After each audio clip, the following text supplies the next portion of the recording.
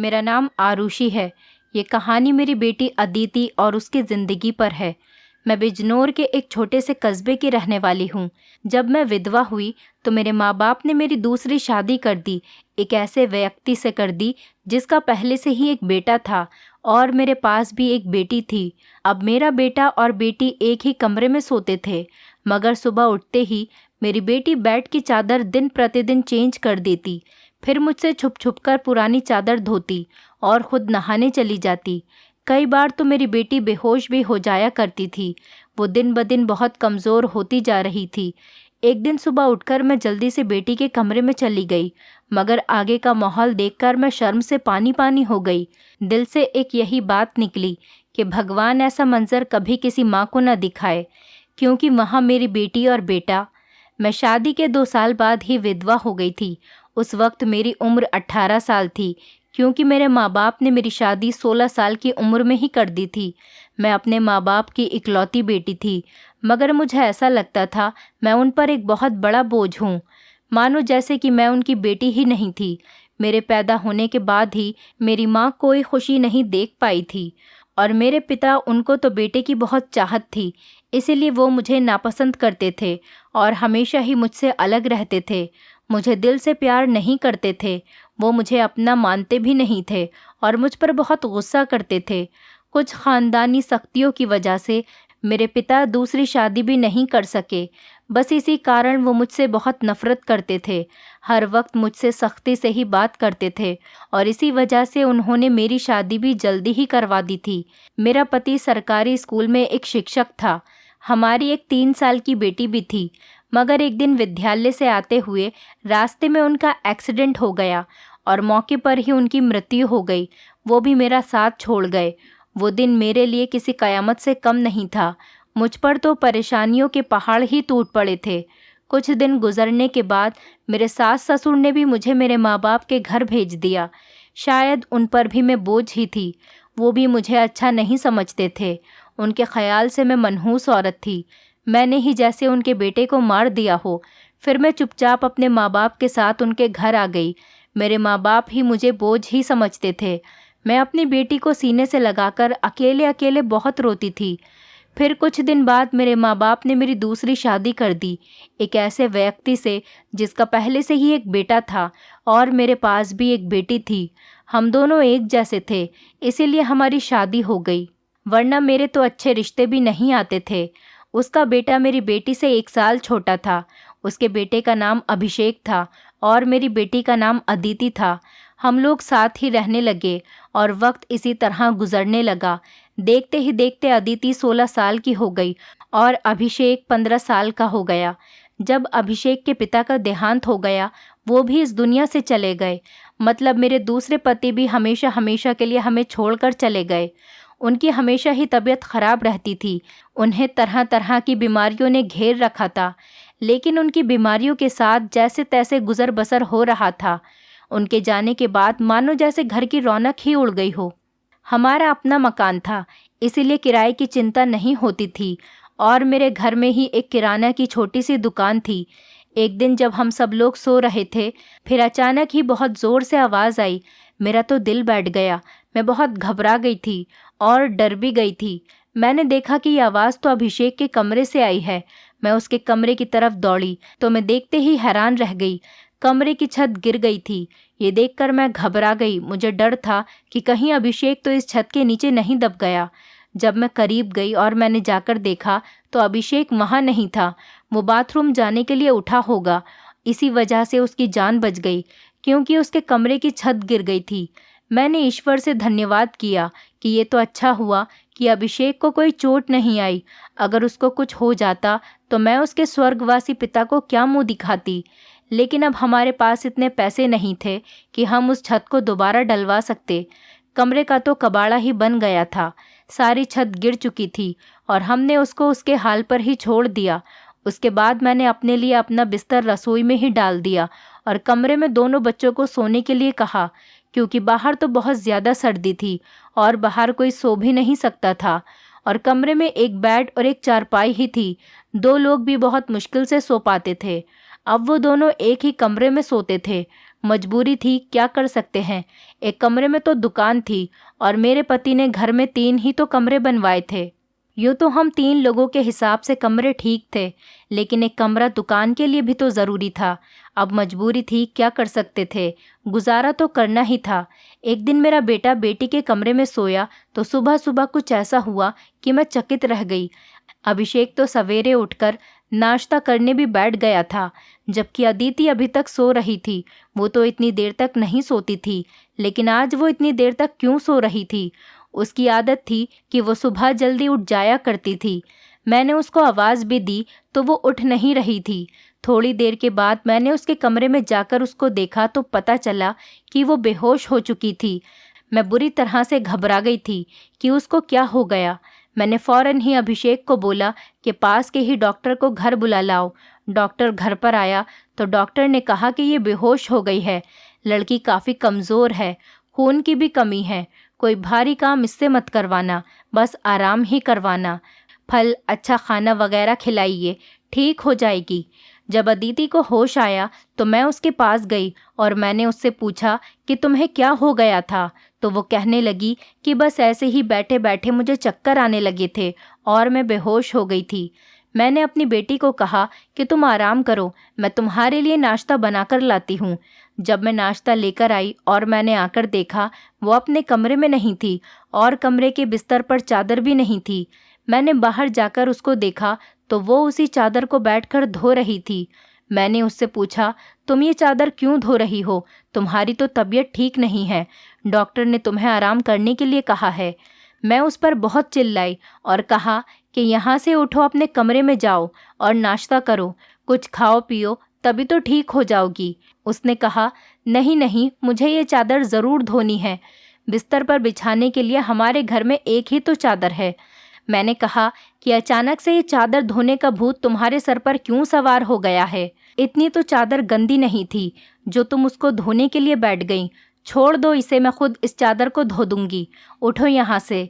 उसने मेरी बात नहीं मानी और चादर को छत पर सुखाने के लिए चली गई। उसके बाद ही उसने नाश्ता किया। फिर थोड़ी देर के लिए वो सो गई और अभिषेक भी काम पर जा चुका था। उसको सिर्फ मैंने हाई स्कूल तक ही पढ़ाई करवाई थी और वो एक कपड़े की दुकान पर काम करता था। वो बहुत ही मेहनती था। घर वाली दुकान तो मैं खुद ही चला लिया करती थी। वैसे भी उस दुकान में ज़्यादातर बच्चे ही आते थे। दिन इसी तरह से गुजर गया। उस दिन अभिषेक ने मुझसे कहा, आज मैं खाना खाकर आया हूँ। वो देर से आया था और अदिति भी पहले से ही कमरे में सो चुकी थी। वो भी जाकर कमरे में सो गया। मैंने भी रसोई में अपनी चारपाई डाल रखी थी। जगह बदलने की वजह से मुझे नींद नहीं आ रही थी। मैं अपने पति को याद ही कर रही थी। दूसरा पति मेरा बहुत अच्छा था, मेरा बहुत ख्याल रखता था। उसने कभी भी मुझे पहली शादी का ताना नहीं दिया था और मेरी बेटी को वो हमेशा अपनी ही बेटी समझता था। और मैंने भी अभिषेक को कभी नहीं बताया था कि वो मेरा सौतेला बेटा है। उसने भी मुझसे अपने हिस्से का प्यार ले लिया था। वो मुझे सगी माँ से भी ज़्यादा प्यार करता था और मेरा कहना भी मानता था। वो उस घर में अकेला ही मर्द था। वो हमारा इकलौता ही सहारा था, वरना हम 2 औरतें कहाँ जाती। काम भी अच्छे तरीके से कर रहा था। मैंने उससे कहा भी था कि वो आगे की पढ़ाई प्राइवेट पढ़ ले, क्योंकि अगर उसके पास कोई अच्छी डिग्री होगी तो नौकरी भी अच्छी मिल जाएगी। वो मेरी बात मान लेता था। सुबह सुबह फिर से कुछ ऐसा हुआ कि मैं हैरान रह गई। अदिति फिर से बेहोश हो चुकी थी और इस बार तो उसकी शक्ल देखकर लग रहा था जैसे उसके जिस्म का सारा खून ही खींच लिया गया हो। वो बिल्कुल पीली पड़ गई थी। फिर मैंने डॉक्टर को बुलवाया। डॉक्टर ने वही बात कही कि मैंने आराम करने को कहा था। इसको खाने में क्या खिलाया था आपने? मैंने उनको सारी बात बताई। मैंने कहा कि वही दाल सब्जी खिलाई थी और फल भी खिलाए थे। पूरा दिन कोई काम भी नहीं करवाया था। तो डॉक्टर ने कहा कि दोबारा से कैसे इतनी कमज़ोरी हो गई। आप इस बात को सीरियस लीजिए, नहीं तो आपकी बेटी की जान को ख़तरा हो सकता है, क्योंकि इस तरह से अचानक बेहोश हो जाना और कई घंटों तक बेहोश रहना कोई मामूली बात नहीं। डॉक्टर ने सख्ती से सारी बात बताई और कुछ देर बाद वो चले गए।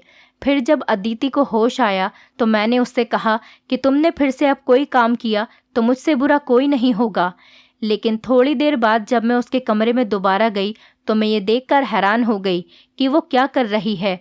वो तो फिर से बैठ के चादर को धो रही थी। इस बार मैं उसे दूर से देख रही थी, क्योंकि जो भी वो कर रही थी वो सब कुछ मामूली नहीं था।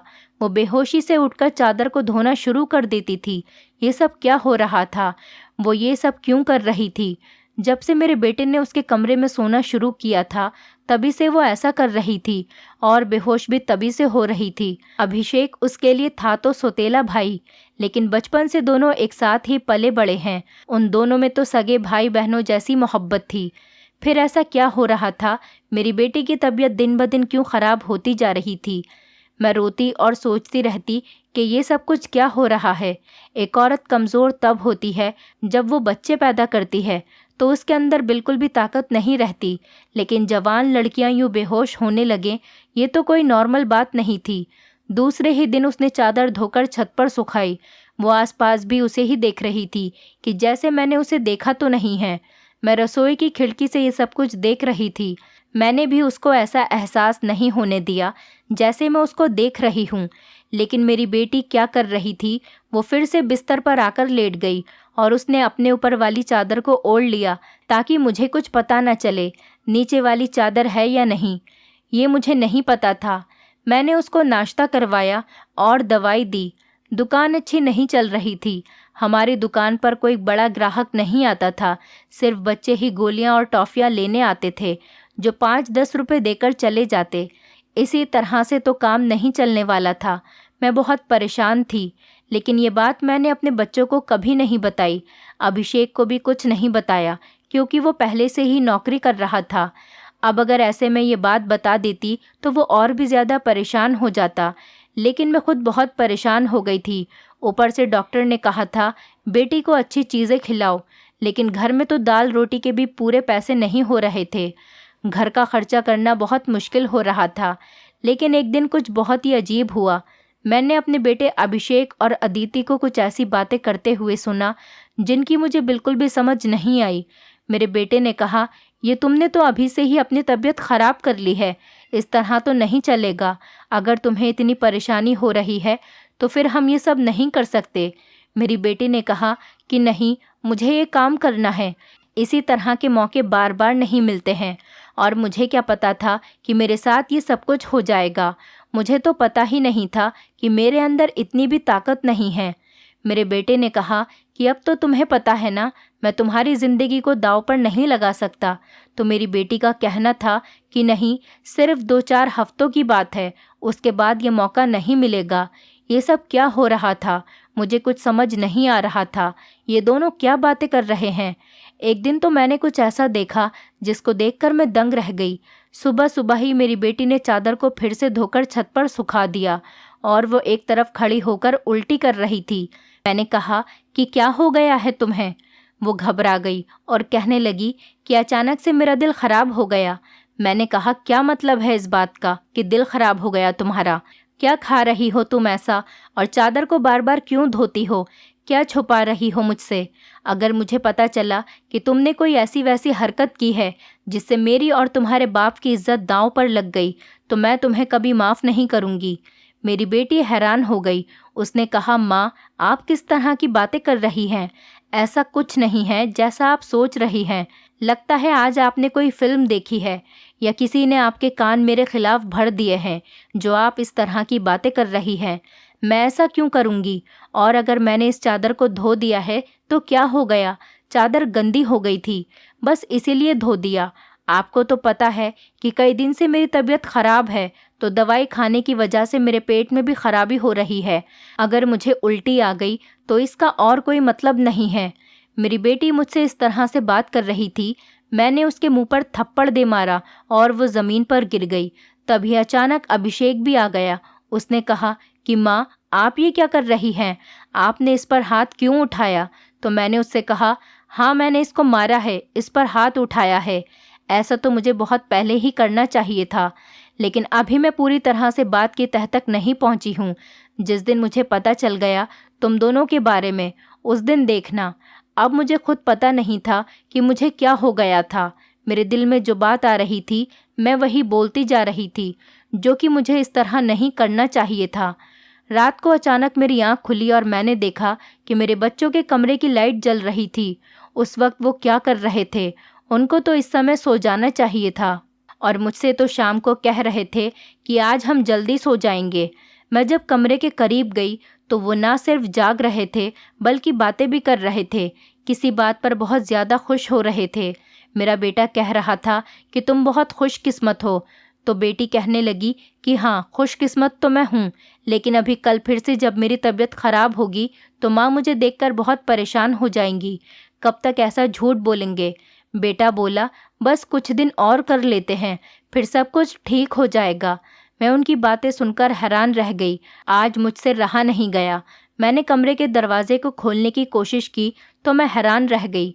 उन्होंने दरवाजे को अंदर से बंद क्यों किया था? क्या वजह थी दरवाज़ा अंदर से बंद करने की? वैसे भी अब मौसम बदल रहा था, उनको दरवाज़ा खोलकर सोना चाहिए था।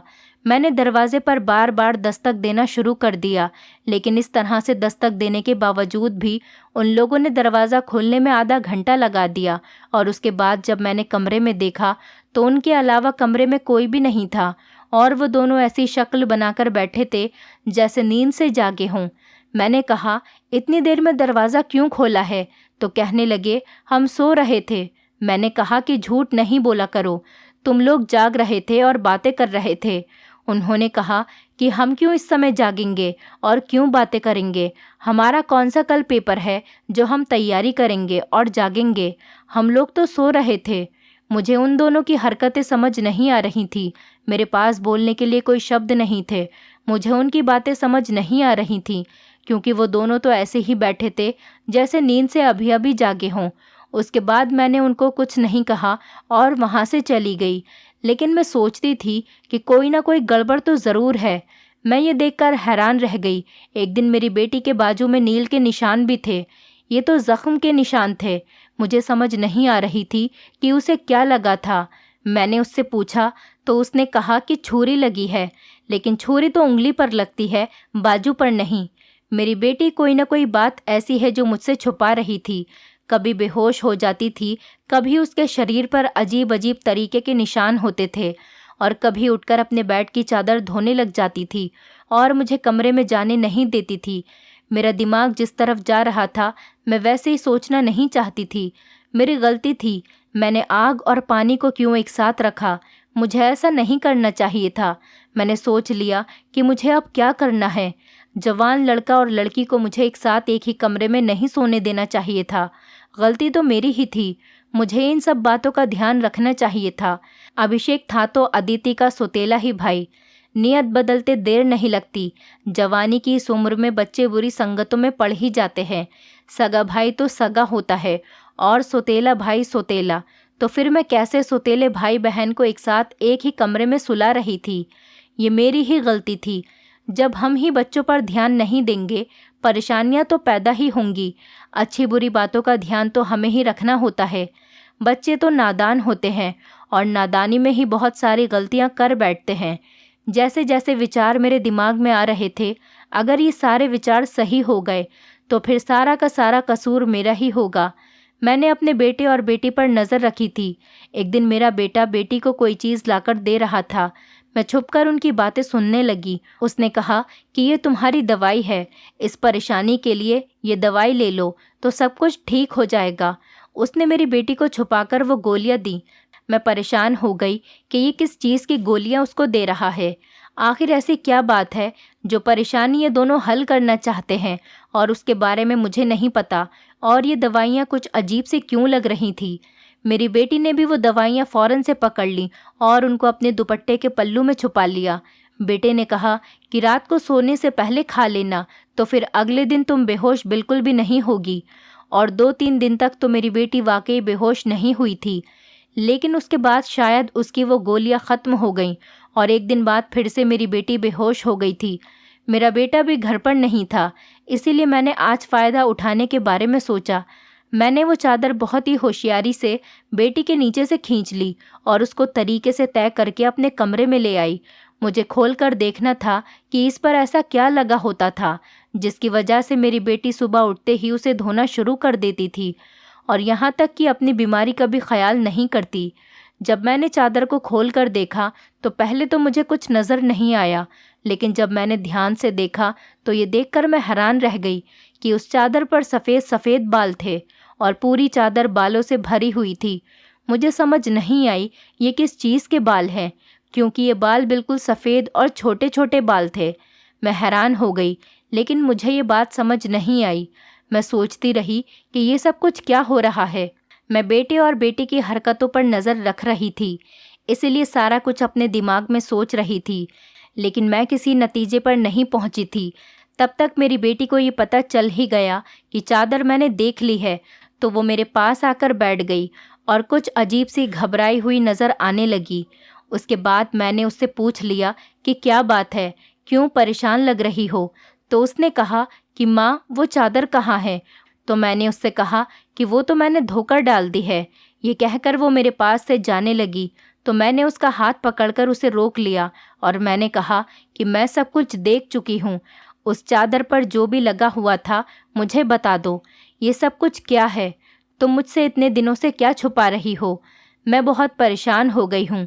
मेरे दिमाग में बहुत बुरे बुरे विचार आ रहे हैं। वो मेरे पास बैठ गई और फिर मेरी बेटी ने मुझे ऐसी बात बताई कि मेरे कदमों तले से ज़मीन निकल गई। मेरी बेटी ने मुझे बताया कि माँ, जैसा आप समझ रही हैं वैसा बिल्कुल भी नहीं है। दरअसल हमने देख लिया था कि इस घर के हालात अच्छे नहीं चल रहे। घर की दुकान भी नहीं चल रही थी और भैया भी कुछ खास पैसे नहीं कमा रहे थे, लेकिन हमें ऐसा कोई काम नहीं मिल रहा था जो हम लोग कर पाते। फिर भैया के एक दोस्त ने उसको एक काम दिया। दरअसल उसने कुछ बहुत ही नस्ली किस्म के बिल्ली के बच्चे रखे हुए थे, जो कि 3 से 4 की तादाद में थे, लेकिन उनको संभालना उसके बस से बाहर था। इसलिए उसने हमें उन बच्चों को संभालने का काम दिया और उस काम के बहुत सारे पैसे दिए। दरअसल भैया भी पूरा दिन वहीं होते थे, लेकिन रात में भाई को आराम भी करना होता था, इसलिए उन बिल्ली के बच्चों को कमरे में ले आते थे और मैं उनको संभाल लेती थी। उन्हीं के बाल सुबह चादर पर लगे हुए थे, जिसको मैं सुबह को धो देती थी, क्योंकि हमें पता था कि आपको इस तरह की चीज़ें अच्छी नहीं लगती और हम आपको ये सब कुछ बताना भी नहीं चाहते थे। हम ये सब काम कर रहे हैं और मुझे बाद में पता चला कि मुझे बिल्ली के बच्चों से एलर्जी हो जाती है, जिसकी वजह से मैं सुबह को बेहोश हो जाती थी। भैया ने मुझे जो दवाइयाँ लाकर दी थी वो भी इसी चीज़ की थी, ताकि मेरी एलर्जी कम हो जाए। माँ, भैया का वो दोस्त बहुत अमीर है और वो इस काम के हमें बहुत ज़्यादा पैसे भी दे रहा था। वो हमें एक दिन के 1000 रुपये दे रहा था और आज उन बच्चों का हमारे घर में आखिरी दिन था, क्योंकि अब वो उन्हें लेकर दूसरे शहर चला गया है और हमने इतने पैसे कमा लिए हैं कि हम उस कमरे की छत भी डलवा सकते हैं और घर का कुछ राशन भी ला सकते हैं। हमें पता है कि आपको पालतू जानवर पसंद नहीं हैं, इसीलिए हमने आपको ये बात नहीं बताई थी, लेकिन आपने तो न जाने हमारे बारे में क्या क्या सोच लिया, हम पर इतना शक किया। आपने हमारे बारे में जो बातें की वो हमारे दिल में तीर की तरह जाकर लगती थीं। मैं जानती हूँ कि वो मेरा सौतेला भाई है, लेकिन वो मेरे सगे भाइयों से भी बढ़कर है। उसने हर बार सिर्फ हमारे बारे में ही सोचा है, जबकि देखा जाए तो हम उसके क्या लगते हैं। उसका पिता तो इस दुनिया से जा चुका है और उसके अपने रिश्तेदार भी तो हैं, जो कि हमसे बहुत ज़्यादा अमीर हैं। वो उनके साथ जाकर भी तो रह सकता है, लेकिन वो फिर भी हमारे साथ रहता है, क्योंकि वो हमें कभी अकेला नहीं छोड़ना चाहता। उसने हमेशा मुझे अपनी सगी बहन ही माना है। उसने कभी मुझसे कोई गलत बात नहीं की और वो हमारा साथ भी देता है, हमारे लिए बहुत कुछ करता है। पूरा दिन वो काम करता था, रात को मैं उसकी मदद करती थी। वो कहता था कि वो रात में भी ये सब कुछ कर लेगा। दिन भर तो वो बेचारा मेहनत करता था, इसीलिए मैंने उससे कहा कि रात को तुम आराम किया करो, बच्चों को मैं देख लूँगी। इसीलिए मैं उसकी मदद कर रही थी। मुझे ये सुनकर बहुत ही ज़्यादा अफसोस हुआ और मुझे खुद पर बहुत गुस्सा भी आ रहा था। मैंने अपने बच्चों के बारे में क्या क्या सोचा। मैं अपने बच्चों के बारे में जितना गलत सोच रही थी, मेरे बच्चे उससे भी कई गुना ज़्यादा अच्छे हैं। इतनी गलत बातें मैंने उनके बारे में सोची जितनी मुझे सोचनी भी नहीं चाहिए थी। हमने ये बात अभिषेक को नहीं बताई। अदिति ने भी उसको कुछ नहीं बताया कि मुझे सारी बात का पता चल गया, क्योंकि अब ये काम वैसे भी ख़त्म हो गया था और मैं उसकी नज़रों में और ज़्यादा गिरना नहीं चाहती थी। कुछ दिन बाद अभिषेक ने उस कमरे की छत डलवा दी और अब हमारे घर का कमरा भी ठीक हो गया था। धीरे धीरे हमने बहुत मेहनत की। मेरी बेटी ने भी घर में बच्चों को ट्यूशन पढ़ाना शुरू कर दिया था। हमारे हालात पहले से बेहतर होने लगे। धीरे धीरे इतने बेहतर हो गए कि हमारे घर में कोई तंगी नहीं रही। मेरे साथ ज़िंदगी ने बहुत बुरा किया था, लेकिन अच्छा ये किया कि मुझे बहुत ज़्यादा नेक और अच्छे बच्चे दिए, चाहे वो मेरे अपने थे या पराए। ईश्वर की कृपा से मेरे दोनों बच्चे बहुत ही मेहनती हैं और इस बात को समझते हैं कि अभी उनकी मेहनत के दिन हैं। हाथ पर हाथ रखकर नहीं बैठ सकते, क्योंकि उनके सर पर पिता का साया नहीं था और मैं भी कुछ खास कर नहीं सकती थी। इस बात का उनको एहसास था और ये एक बहुत बड़ी बात है। ईश्वर की कृपा है कि अब सब कुछ ठीक हो गया। ऊपर वाले का लाख लाख शुक्र हुआ। जैसा मैं सोच रही थी वैसा कुछ नहीं हुआ, लेकिन ऐसा हो भी सकता था। अगर ऐसा होता तो मैं कहाँ जाती। बस आखिर में इतना कहना चाहूँगी, जो ऊपर वाला चाहता है होता वही है। मेरे बच्चे बहुत समझदार हैं और उनके दिल में कोई ऐसी बात नहीं है, लेकिन फिर भी मैं ऐसी माँओं को नसीहत करूँगी, बच्चों के साथ के इस मामले में थोड़ी एहतियात ज़रूर करें और वो गलती ना करें जो मैंने अपने बच्चों के साथ की है। मुझे दोनों को एक कमरे में नहीं रखना चाहिए था, क्योंकि जो ना हुआ और वो हो भी सकता था, और अगर वो हो जाता तो सब कुछ ख़त्म हो जाता। मेरे बच्चे तो समझदार थे, शायद मेरे साथ इसीलिए ऐसा नहीं हुआ। अपने बच्चों का ध्यान रखें, उनकी ज़िंदगी पर भी ध्यान रखें और वो कब क्या कर रहे हैं इस बारे में पूरी जानकारी रखें, और बच्चों पर प्यार करने के साथ साथ थोड़ी सख्ती भी रखें, और वो क्या गलती कर रहे हैं क्या नहीं, इन सब बातों के बारे में उनसे जानकारी लेते रहें और इस बात का ध्यान रखें। जब बच्चे जवान हो जाएं तो उनका बिस्तर अलग कर देना चाहिए। आपसे भी यही सब कहूँगी कि अपने बच्चों का ध्यान रखें। दोस्तों, उम्मीद करती हूँ आपको हमारी कहानी पसंद आई होगी। कहानी पसंद आई है तो वीडियो को लाइक करें, चैनल पर नए हैं तो चैनल को सब्सक्राइब करें और हाँ, नोटिफिकेशन बेल को ज़रूर दबाएं ताकि अगली अपडेट सबसे पहले आपको मिले।